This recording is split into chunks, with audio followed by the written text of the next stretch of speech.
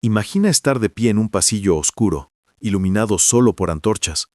El aire huele a madera quemada y a miedo. La gente se reúne, susurra sobre un matrimonio, pero no del tipo que tú conoces. Eran rituales tan impactantes, tan increíbles, que la misma historia intentó enterrarlos. Desde uniones con los muertos hasta ceremonias con animales, pasando por rituales empapados en sangre, estos matrimonios no eran celebraciones de amor, eran pruebas de supervivencia, malvisiones de la tradición y a veces herramientas de poder crudo. Esta noche abrimos el libro oculto de la historia. Estos son los 18 rituales de matrimonio más extraños que no creerás que realmente existieron. En algunas partes de China, ni siquiera la muerte podía detener una boda. Las familias creían que un hijo soltero que moría traería desgracia. Su espíritu inquieto vagaría para siempre. ¿La solución? Encontrarle una esposa. El ritual se llamaba matrimonio fantasma. Los padres buscaban a una mujer que también hubiera muerto soltera. A veces, compraban su cadáver a otra familia en duelo. 2 ataúdes se colocaban uno al lado del otro. El hombre muerto y la mujer muerta eran casados con incienso, ofrendas de papel y oraciones en voz baja. La creencia era escalofriante. Solo al unir 2 almas solitarias podía volver la paz a la familia viva.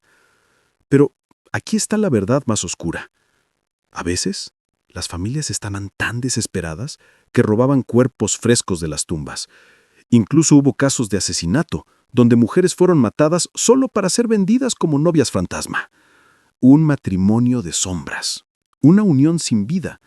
Y aún así, para los vivos, era considerado un deber de honor. En lo profundo de las selvas de Indonesia, la tribu Mentawai creía que la belleza no estaba en ropa brillante ni en adornos de oro, sino en dientes afilados y perfectos.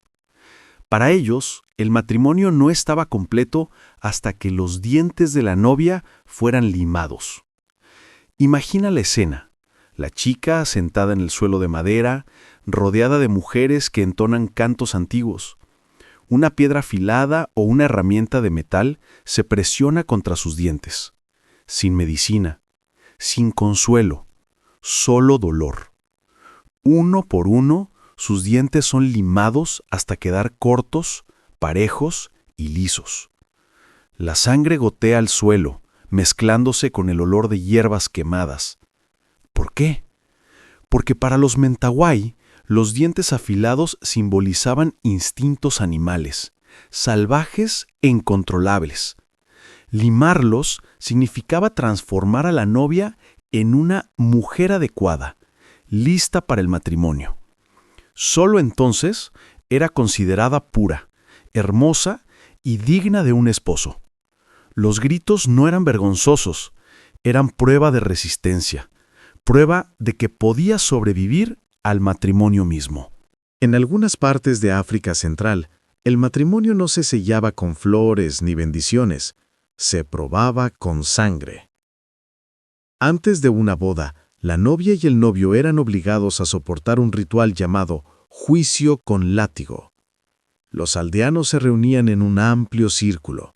Los tambores resonaban en el aire con un ritmo lento y perturbador. La pareja permanecía en el centro, temblando. Entonces, los familiares de cada lado daban un paso al frente, sosteniendo largos látigos de cuero crudo. Con un chasquido agudo, comenzaban los latigazos. El novio era golpeado primero, su espalda ardiendo de dolor. Luego la novia. Nadie podía gritar. Gritar era debilidad. Sangrar en silencio era fortaleza. La creencia era aterradora. Si la pareja podía soportar el dolor juntos, podían soportar el matrimonio juntos. El ritual terminaba solo cuando los ancianos los declaraban lo suficientemente fuertes. Sus cuerpos quedaban marcados con profundas heridas, pero para la aldea, esas cicatrices no eran vergüenza, eran prueba de lealtad, prueba de un lazo escrito en sangre. En el remoto río Sepik de Papúa Nueva Guinea, los jóvenes no se limitaban a casarse con una mujer. Primero, tenían que casarse con el cocodrilo. En esta tribu, Los cocodrilos eran vistos como ancestros sagrados, espíritus poderosos que vivían entre el agua y la tierra. Para demostrar que eran esposos dignos, los muchachos pasaban por un ritual que marcaba sus cuerpos para siempre. Eran llevados a una casa secreta. Allí, los ancianos usaban cuchillos de bambú afilados para cortar patrones profundos en su piel, cientos de incisiones. La sangre corría libremente y los jóvenes apretaban los dientes en silencio. Los cortes se organizaban en filas, de modo que al sanar, las cicatrices parecían escamas de cocodrilo. Solo después de sobrevivir a esta prueba, un hombre era considerado listo para casarse. El dolor no era solo físico. Durante días, sus cuerpos ardían con fiebre. Insectos se arrastraban sobre las heridas y la infección era común. Pero si sobrevivían, emergían como hombres cocodrilo, mitad humanos, mitad espíritu. Solo entonces podían reclamar una esposa. Para la tribu, el matrimonio no se trataba de amor, sino de transformación, una unión bendecida por las fauces de un cocodrilo. En la India, la astrología suele guiar el matrimonio. Pero para quienes nacían bajo la maldición Manglik, casarse se decía que traería desastre, muerte, divorcio o miseria eterna. ¿La solución? Antes de casarse con un humano, tenían que casarse con un árbol. Imagina la escena. Una joven vestida con ropas nupciales se coloca junto a un árbol de plátano o un árbol sagrado pipal. Los sacerdotes recitan mantras mientras un paño rojo se ata entre ella y el tronco. Se aplica berbellón, se intercambian guirnaldas y se hacen ofrendas como si el árbol fuera un esposo vivo. Cuando el ritual termina, el árbol se corta y se destruye. ¿Por qué? Porque se creía que la maldición se transfería al árbol. Solo después de esta boda simbólica, la mujer era considerada segura para su verdadero marido. Pero detrás de los cantos y las flores, el mensaje era escalofriante. Su destino era peligroso, su existencia una carga, y solo al atarla a un árbol podía la sociedad aceptarla como esposa. Un matrimonio no por amor, no por alegría, sino para engañar a las estrellas mismas. En las amplias llanuras de Kenia y Tanzania, la tribu Masái llevaba a cabo un ritual de boda que los forasteros apenas podían comprender. Aquí, bendecir a la novia no significaba un beso en la frente ni una oración suave. Significaba escupirle. Cuando comenzaba la ceremonia, el padre de la novia se erguía con su bastón en la mano. La joven, adornada con cuentas y telas de colores brillantes, inclinaba la cabeza. Entonces, delante de todos, su padre escupía directamente en su rostro y en su pecho. Para los Masái, la saliva no era un insulto, era sagrada, un símbolo de vida, fortuna y protección. Al escupir, se creía que el padre transmitía fuerza y alejaba el mal. Pero el ritual no terminaba ahí. Cuando la novia caminaba hacia la casa de su esposo, las mujeres de la aldea a veces también le escupían, cubriéndola con capas de bendición. Cada gota era una extraña oración, pegajosa y real. Para los forasteros parecía humillante. Para los Masái era amor.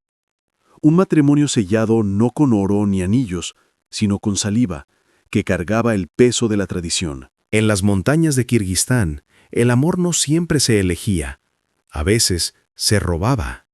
El ritual se llamaba Ala Kachú, rapto de novias. Un hombre que quería esposa no siempre se lo pedía a ella. En su lugar, él y sus amigos la atrapaban en la calle, la obligaban a subir a un coche y la llevaban a su casa. Allí, las mujeres de su familia la arrastraban adentro y le cubrían la cabeza con un pañuelo blanco.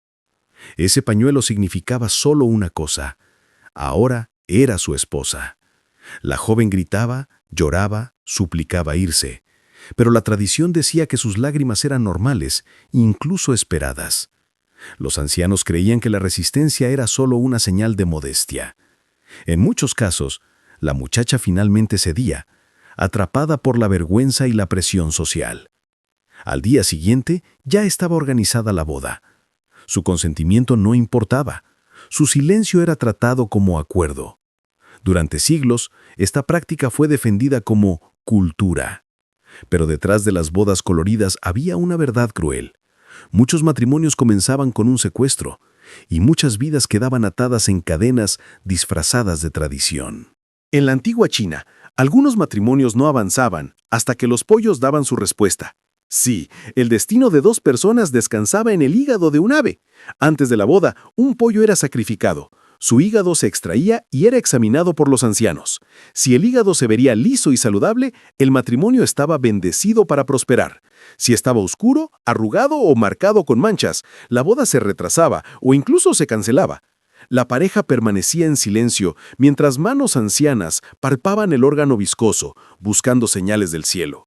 Cada sueño futuro, hijos, riqueza, larga vida, se ataba a ese trozo de carne goteante.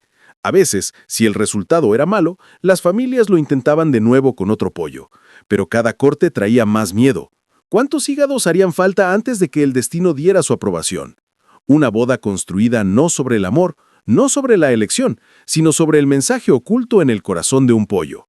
En las aldeas rurales de la India, cuando las lluvias fallaban y los campos se abrían agrietados, la gente recurría a un matrimonio inusual. Cazaban ranas. La ceremonia se veía como cualquier otra boda. Un macho y una hembra de rana eran vestidos con diminutas ropas. Los sacerdotes recitaban mantras, se colocaban guirnaldas alrededor de sus cuellos y los tambores resonaban por las calles. Los aldeanos aclamaban mientras las ranas eran llevadas como invitados de honor. ¿Por qué? Porque se creía que el matrimonio de ranas complacería a los dioses de la lluvia. Su croar era visto como un canto sagrado, llamando a las nubes para reunirse en el cielo. A veces, incluso se les daba comidas especiales después de la boda, como si fueran recién casados comenzando su vida juntos. Cuando finalmente llegaban las lluvias, la gente creía que la unión de las ranas había funcionado. Para los forasteros parecía extraño, incluso absurdo, pero para los agricultores que miraban tierras secas y cultivos muriendo, este ritual tan peculiar llevaba esperanza. Un matrimonio no de amor, sino de supervivencia. En algunas partes de Sudán, la muerte no ponía fin al deber de un hombre de casarse. Si un hombre moría antes de su boda, su familia no permitía que su linaje desapareciera. En su lugar, un hermano vivo o un pariente masculino cercano tomaba su lugar. Él se casaba con una esposa en nombre del difunto. Los hijos nacidos de esa unión no eran considerados del esposo vivo, sino del fantasma. Ellos llevaban el nombre y el legado del hombre enterrado bajo la tierra. La ceremonia en sí era escalofriante. Los invitados se reunían y se hacían oraciones no por la pareja viva, sino por el novio ausente. Una sombra era tratada como esposo, un recuerdo hecho carne a través de la tradición. Para la novia, esto significaba estar unida a un hombre que nunca vería. Su marido estaba vivo, pero no era suyo. Sus hijos pertenecerían a otro. Era un matrimonio donde los vivos se convertían en recipientes de los muertos. Un ritual que borraba la línea entre familia, deber y posesión fantasmal. En las frías estepas de Mongolia, el amor no se sellaba con anillos ni besos, se sellaba con tijeras. Antes del matrimonio, la novia y el novio se sentaban juntos mientras los ancianos sacaban una cuchilla. Se cortaba un mechón de cabello de cada uno y se ataban juntos con un hilo. La creencia era poderosa. Una vez que su cabello estaba unido, sus vidas nunca podrían separarse. Pero el ritual tenía un lado más oscuro. En la cultura mongola, cortar el cabello no era un acto pequeño, era un símbolo de luto, de pérdida, de rendición. Al cortar su cabello, la pareja renunciaba a su antiguo yo. Ya no eran individuos, se pertenecían el uno al otro y a la tribu. Los mechones a veces eran enterrados en la tierra o quemados en el fuego, uniendo el matrimonio a los espíritus de la naturaleza.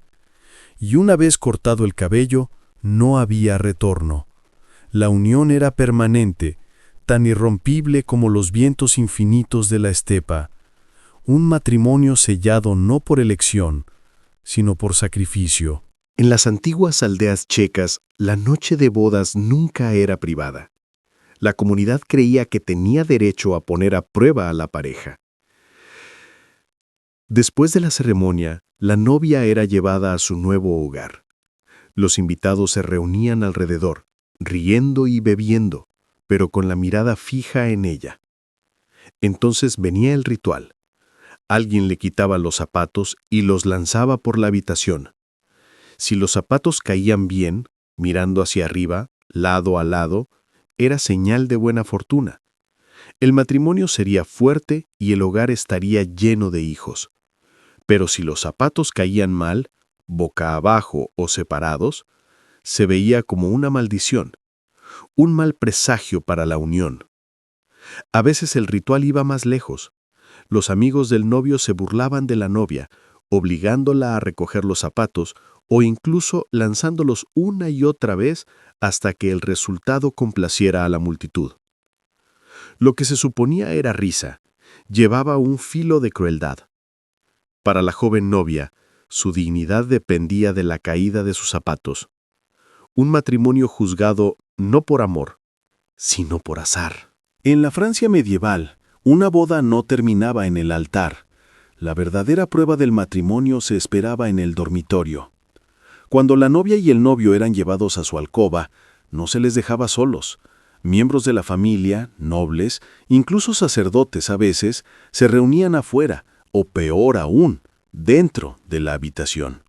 Su tarea, ser testigos de la consumación del matrimonio. La cama era bendecida con oraciones y agua bendita como si el acto mismo fuera un ritual religioso. Se corrían las cortinas, pero los susurros llenaban el aire. Algunos testigos incluso exigían ver las sábanas después, manchadas de sangre, como prueba de la pureza de la novia. Imagina el miedo de una joven en esa noche. Su cuerpo no le pertenecía. Era un contrato público, un espectáculo para otros. Si la prueba faltaba, el matrimonio podía ser anulado, la novia avergonzada y su familia deshonrada. Lo que debía ser privado se convertía en teatro. Un matrimonio convertido en juicio. El amor reemplazado por la humillación, santificada por la tradición. En diferentes regiones de África, a veces se organizaban matrimonios extraños, no entre dos personas, sino entre una persona y un animal. En una tribu, si una niña nacía bajo un signo maldito, los ancianos creían que debía casarse con una cabra o un perro antes de poder casarse con un hombre. El ritual era simple pero escalofriante. El animal era vestido con telas, cuentas o incluso una corona de flores.